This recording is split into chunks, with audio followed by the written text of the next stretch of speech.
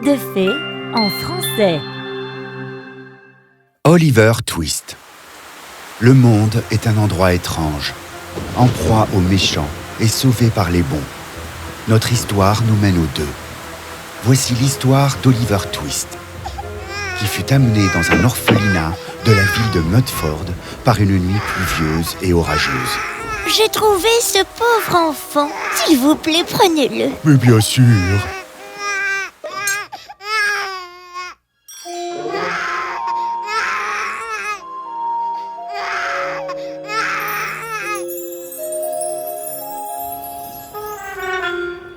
Oliver Twist vécut les 10 premières années de sa vie à l'orphelinat. C'était 10 années sans famille. Personne ne se souciait vraiment de lui, et presque pas de nourriture.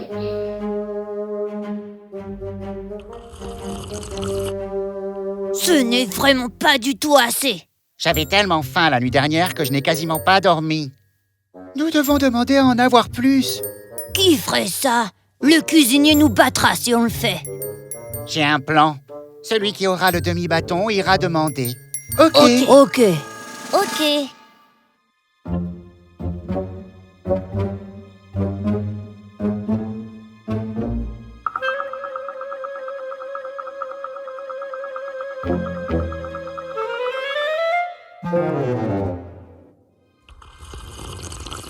S'il vous plaît, monsieur, j'en veux plus. Qu'est-ce que tu viens de dire? Monsieur, j'en veux plus. Je vais t'apprendre, moi, à demander ça. Laissez-le partir. Vous allez vous rebeller contre moi. Vous allez le payer, Oliver Twist. Le payer. Oliver fut non seulement puni pour avoir demandé plus de soupe, mais il fut également expulsé de l'atelier et envoyé chez un menuisier en tant qu'apprenti.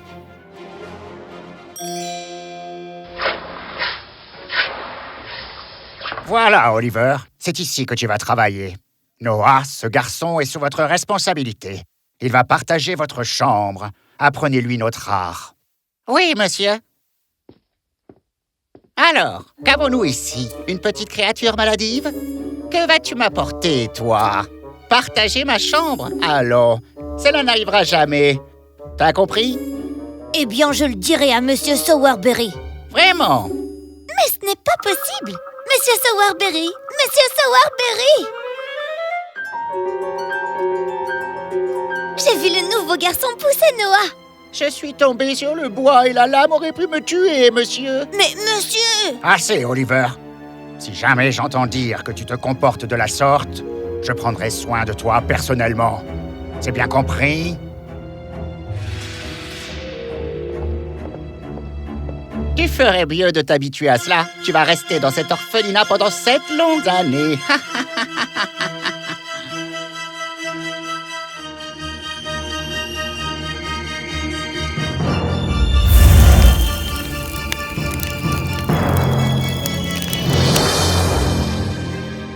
Oliver rassembla ses affaires et s'enfuit dans la nuit.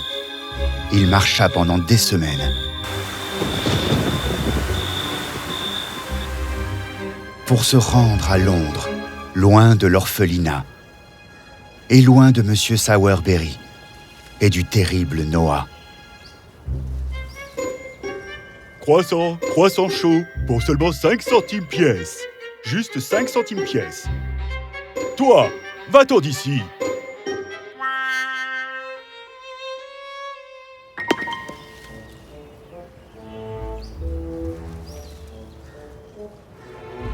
Allez, mange-le. Celui-ci est de ma part. Merci. Je ne t'ai jamais vu dans les parages avant. Tu es nouveau à Londres?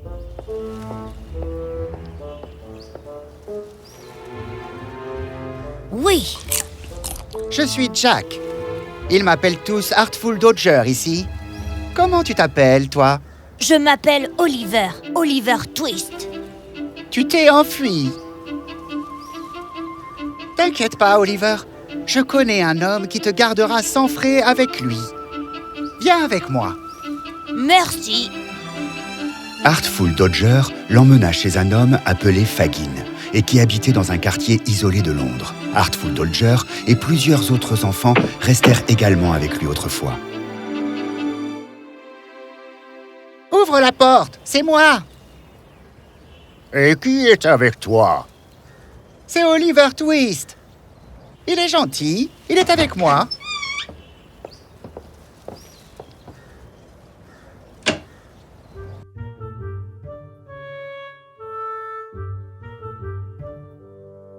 Oliver Twist, tu as l'air affamé.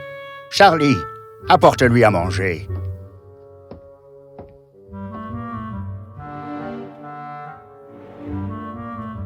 Laissez-moi les ranger. Nous faisons des portefeuilles ici. Asseyez-vous. Ah, il y a votre nourriture. Et alors, pour la première fois de sa vie, Oliver mangea un copieux repas et s'endormit très vite. Demain, il sortira avec vous tous. Quoi, déjà? Eh bien, plus vite il apprendra, mieux ce sera, car je n'ai vraiment pas besoin de lui ici. Assurez-vous que tout se passe bien, d'accord? Le lendemain matin, Fagin envoya Oliver avec les garçons pour affaire. Oliver n'avait aucune idée de ce qu'était cette affaire. Il supposa simplement que c'était pour faire des portefeuilles. Vas-y, et rappelle-toi, tu dois travailler pour pouvoir rester ici, ok? Oui, monsieur.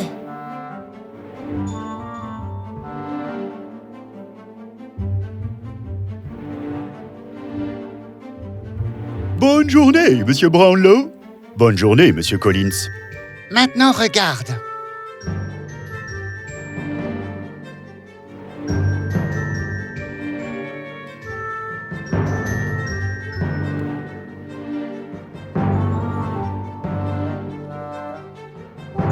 Au voleur! Au voleur!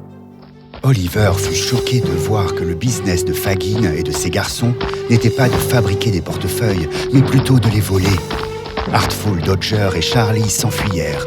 La foule pensa que Oliver était le voleur et commença à le pourchasser. Bientôt, un policier l'attrapa et arrêta Oliver. Viens ici, toi. Je vous conduirai au magistrat et vous obtiendrez 7 bonnes années de prison. Mais monsieur, 7 ans, c'est quand même très dur, non? Non, le magistrat devra faire de lui un exemple. Le voleur doit être puni.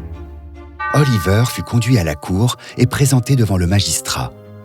M. Brownlow plaida pour la miséricorde du petit garçon, mais le magistrat resta strict et impassible. Il était sur le point d'envoyer Oliver en prison pour 7 ans lorsque M. Collins arriva. Monsieur, je n'ai rien volé du tout. Monsieur, vous l'avez arrêté en ville? Oui, monsieur. La foule entière le poursuivait quand je l'ai attrapé. Mon Dieu, 7 ans, c'est trop dur. Ne vous mêlez pas des affaires de la loi, monsieur. Je prononce le garçon à envoyer... Attendez, monsieur, mais qu'est-ce que c'est? Comment osez-vous vous mêler des affaires de la cour? Je vous demande pardon, monsieur, mais ce garçon est innocent. Le vrai voleur s'est échappé. Je l'ai vu de mes propres yeux. Cher gendarme, vous ne l'avez donc pas vraiment vu voler? Non, monsieur. Ah, très bien. Je déclare que le garçon peut être libéré immédiatement.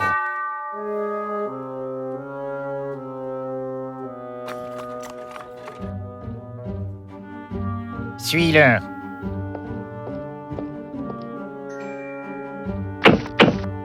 Écoute-moi, j'ai un business pour toi.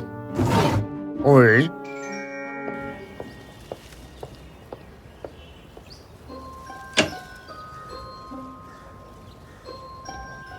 Ce garçon, Oliver, j'ai besoin que tu le transformes en voleur. Eh bien, il a déjà été attrapé pour vol. Non, il a été libéré et il est maintenant avec M. Brownlow. C'est un tel soulagement, le pauvre garçon. Vous devez le récupérer et le transformer en voleur. Et bien sûr, tout me dire sur lui. D'où vient-il? Qui étaient ses parents? Y avait-il un médaillon autour de son cou quand il a été amené ici? Dis-moi tout ou je te dénonce à la police moi-même. Nous ne savons rien à propos d'Oliver, sauf qu'il n'est pas de Londres. Il vient d'un orphelinat de Mudford.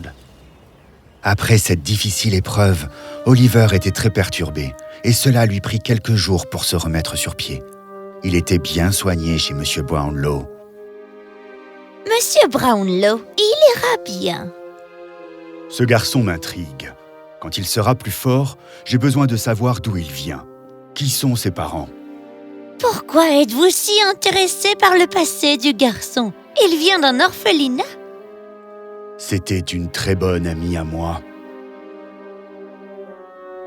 Oh! Le visage d'Oliver ressemble tellement au sien! Elle pourrait très bien être sa mère! Justement, docteur, elle était une amie de la famille. Je n'ai plus entendu parler d'elle depuis plus de 10 ans. Oliver devenait de plus en plus fort et Fagin avait demandé à Artful Dodger de surveiller la résidence de M. Brownlow afin qu'il puisse kidnapper Oliver dès qu'il sortirait de la maison. Et un jour, M. Brownlow lui donna de l'argent et demanda à Oliver de rapporter des livres à la librairie.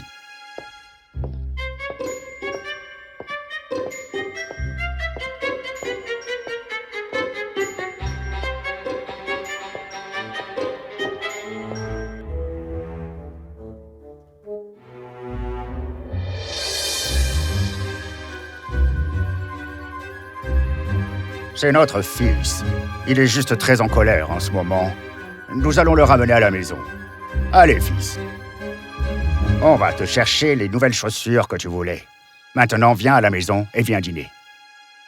Fagin emmena Oliver chez lui et planifia un vol cette nuit-là pour transformer Oliver en voleur, comme il l'avait promis à M. Monks. Laissez-le partir! Non, Nancy. Il va faire partie du vol.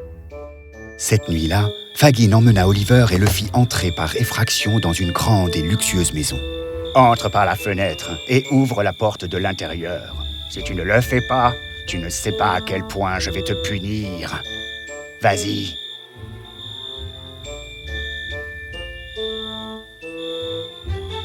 Qui est là? Qui est dans la maison? Cours!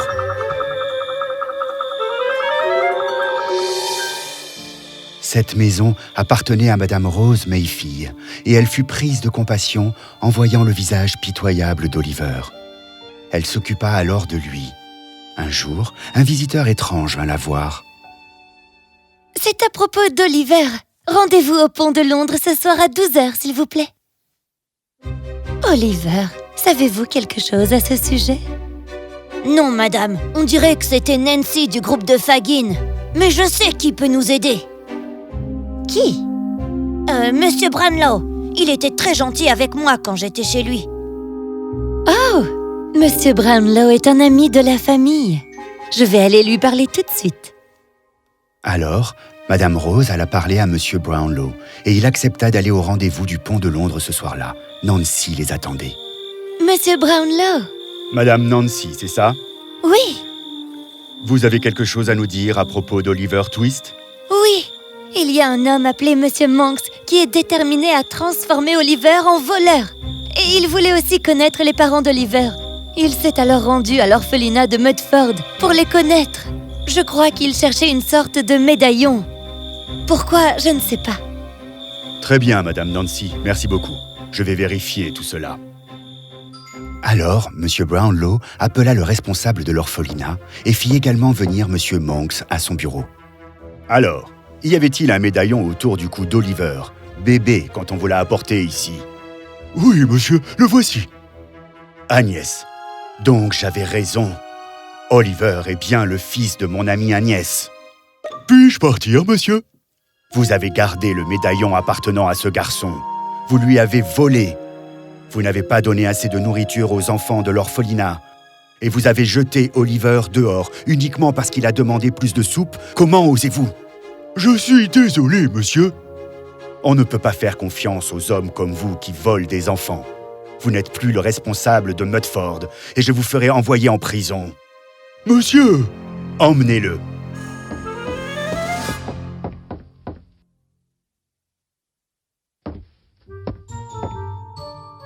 Pourquoi vouliez-vous que Oliver devienne un voleur?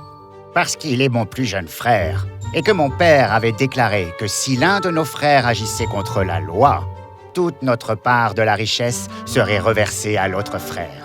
Vous vouliez donc que ce petit enfant devienne un voleur pour pouvoir garder son argent? Honte à vous, Monks. En agissant de la sorte, vous enfreignez la loi. Vous irez aussi en prison. et votre patrimoine sera transféré à Oliver. Emmenez-le lui aussi. Madame Rose, Oliver est le fils de votre sœur Agnès. Oliver! Oliver, tu es un garçon riche maintenant, et je veux te donner une famille aussi. Je veux t'adopter comme mon fils, si ça ne te dérange pas. Oh, j'aimerais tellement, merci. Mais à une condition, monsieur. Oui, laquelle, Oliver? Utilisez la richesse dont je dispose pour aider les enfants de l'orphelinat et les garçons de la bande de Fagin. Je suis tellement fier de toi, Oliver, et ne t'inquiète pas. Je veillerai à ce que tous les garçons aillent à l'école et apprennent à devenir bons et généreux, tout comme toi.